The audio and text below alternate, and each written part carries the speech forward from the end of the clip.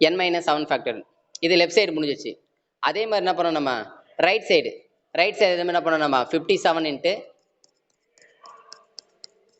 57 into என்ன இருக்கு n minus 3 factorial divided by n minus 3 minus 4. ஏன்னா பெர்முடேஷன் சரிங்களா, n மைனஸ் 3 மைனஸ் 4 ஃபேக்டோரியல். அப்போ n மைனஸ் 7 ஃபேக்டோரியல் வரும்.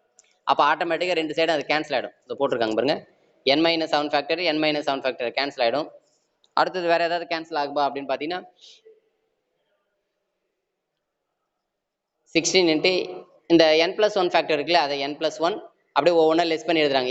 n minus 1 n minus 2 n minus 3 ஃபேக்டரோட எழுதுறாங்க சரிங்களா. ஏன்னா n மைனஸ் 3 ஃபேக்டரோட ஏன் எழுதுறாங்கன்னா ரைட் சைடில் n மைனஸ் 3 ஃபேக்டர்கள் இருக்கு இல்லையா, ஸோ இந்த n மைனஸ் 3 ஃபேக்டர்கள் கேன்சல் ஆகிடும். அவ்வளோதான், மீதி இருக்கிறத கிராஸ் மல்டிபிள். இந்த n மைனஸ் 7 ஆல்ரெடி கேன்சல், இந்த 8 ஃபேக்டரில் மட்டும் கிராஸ் பண்ணிக்கிறாங்க. அப்போ 57 இன்ட்டு 8 ஃபேக்டர் அவ்வளோதாம்மா.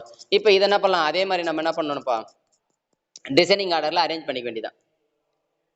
இந்த 16 அந்த சைடு கொண்டு போயிடலாம். 16 அந்த சைடு கொண்டு போனா அந்த சைடு கொண்டு போயிடலாம்.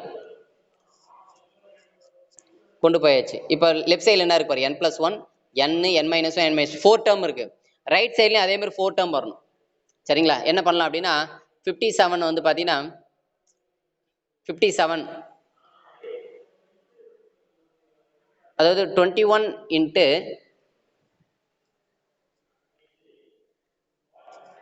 பாருங்க 57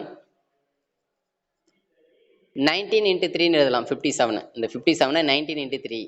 அதே மாதிரி 8 ஃபேக்டரியில் 8 இன்ட்டு 7 இன்ட்டு 6 இன்ட்டு அப்படி எழுதணும்னா எழுதும்போது இந்த 16 கேன்சல் பண்ணிக்கலாம். 16 வந்து 8 ஃபேக்டரியில் இருக்கிற வேல்யூவில் கேன்சல் பண்ணிட்டா மீதி நமக்கு 21 இன்ட்டு 20 இன்ட்டு 19 இன்ட்டு 18 வந்து உங்களுக்கு கரெக்டாக வரும் ஆன்சர் சரிங்களா.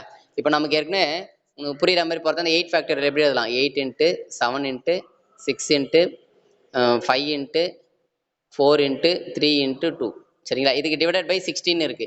இப்போ இந்த 16 எதாவது கேன்சல் பண்ணலாம் அப்படின்னு பார்த்தீங்கன்னா இந்த 4க்கும் 16 அடிச்சா 4 வரும். திரும்ப இந்த 4க்கும் 2 அடிச்சா ஒரு 2 வரும். இந்த 2க்கும் 6 அடிச்சா ஒரு 3 வரும். அவ்வளோதான். இப்போ என்ன ஆகும்னா இந்த 7 3s are 21 அதை ஒன்று சேர்த்துறோம். அடுத்தது வந்து பார்த்தீங்கன்னா வேற என்ன பேலன்ஸ் இருக்கு அப்படின்னா இங்க ஒரு 3 பேலன்ஸ் இருக்கு இல்லையா. 7 3s are 21. அடுத்தது வந்து என்ன பண்ணலாம், வேற என்ன பேலன்ஸ் இருக்கோ அது எல்லாத்தையும் இங்கிள் பண்ணிக்கலாம். அடுத்து 8 வந்து ரெண்டா பிரிச்சுக்கலாம், 4 இன்ட்டு 2ன்னு பிரிச்சுக்கலாம். அதில் இந்த 5ம் 4 மல்டிப்ளை பண்ணால் 20 வந்துடும். அடுத்து மீதி இருக்கிற டேர்ம் வந்து பார்த்தீங்கன்னா 2 3s are 6 6 அங்கே ஒரு 3 18 அவ்வளோதான். கரெக்டாக வந்துடும் எல்லாமே. சிம்பிளை பண்ணிங்கன்னா உங்களுக்கு 4 டேர்ம் வந்துடும். 21 இன்ட்டு 20 இன்ட்டு 19 இன்ட்டு 18 அப்படின்னு வந்துடும் உங்களுக்கு வந்துடும். ஸோ அவ்வளோதான். அப்போ இதை ஈக்குவேட் பண்ணிங்கன்னு வச்சுங்களேன் n + 1 = 21. அப்போ n = 20 வரும்.